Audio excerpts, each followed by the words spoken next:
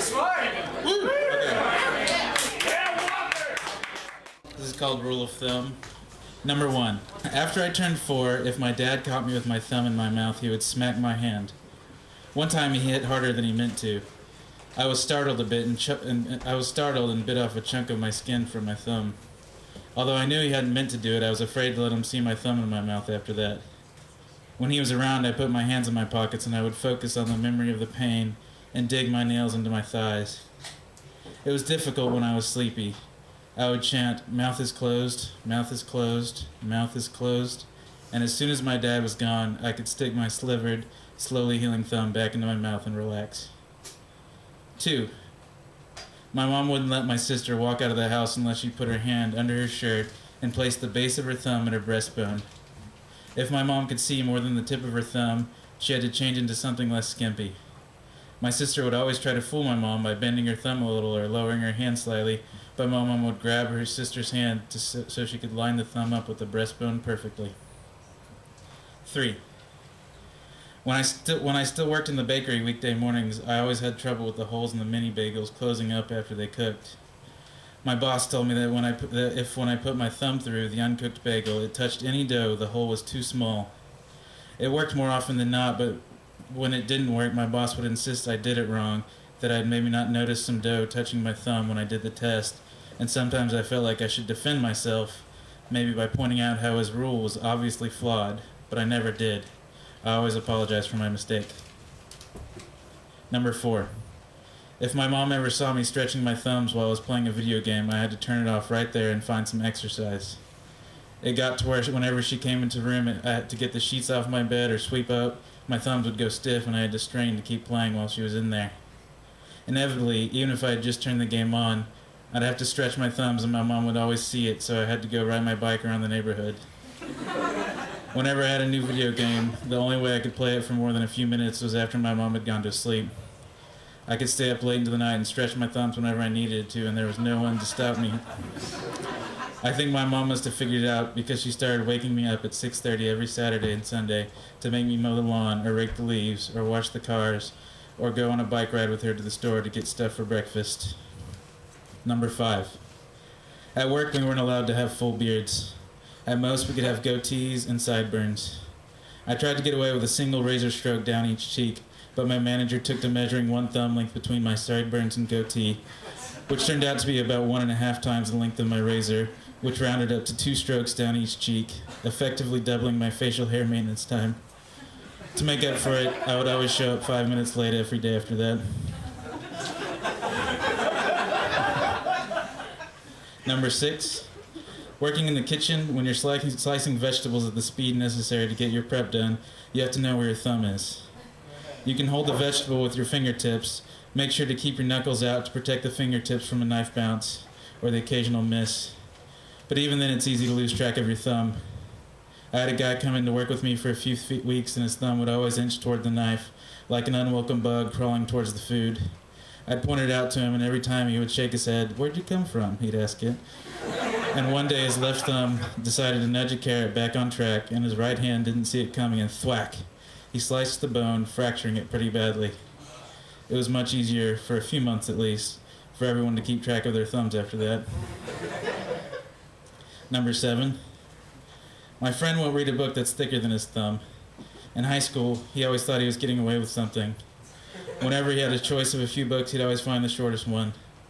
Now he only reads graphic novels, not that those are all bad. He's shown me a few I went out to buy that I wanted to have on my shelf to let other people read.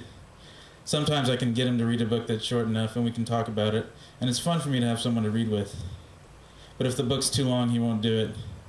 I'm not sure why he still refuses to read longer books, because he's not getting away with anything anymore, and sometimes I see him reading pulp fiction garbage just because it's short, and I wonder what he gets out of cheating himself out of reading.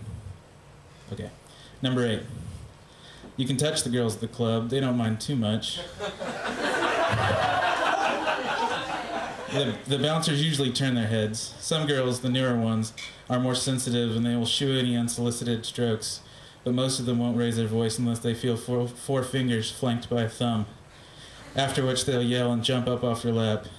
They'll lecture you about groping and how they aren't getting paid enough to have guys grope them, and if you want to grope somebody, you better go find yourself a hooker. I've thought long and hard, what's the difference, you know? But it started to make some sense to me, I guess. It's the control. Try opening a pickle jar with just 4 fingers. And there's the coverage. When fingertips are on them, it's only an incidental amount of touching. Put the thumb in and you've covered a hand's worth of flesh. Okay. Number 9. Every time I tell a lie at the next opportunity, I kiss once each the inside and the outside of my thumb. Every time I've lied to my boss, or my mom, or my girlfriend since I started this practice, I remain safe. I've covered up many indiscretions this way. When my register at the bookstore came up $100 short, I lied to my boss about the computer freezing up and making miscalculations. My boss still trusts me, but he has never forgiven the computer. When my mom asks me how I'm doing in school, I tell her things are going great, and I hope she doesn't come across some mail detailing how I'm on academic probation and can't take any classes next semester.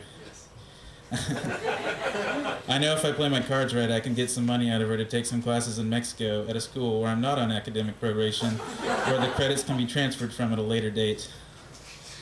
When my girlfriend asks if I still love her after she cheated on me with 2 of my best friends while I was out of town, I can say yes and kiss my thumb once on each side of the knuckle. This way she doesn't have to know if I'll probably never forgive her, or how it's just so much easier for me right now to have someone's help with the laundry and the dishes while I'm at work. And she's cheaper than a maid. And it's not like she's not getting a free place to stay out of it. And when we have sex and it's dark, I can turn her over with her face comfortably in the pillow. I can stick my thumb in her anus for a moment, and she won't usually say anything about it. Especially if I quickly correct myself.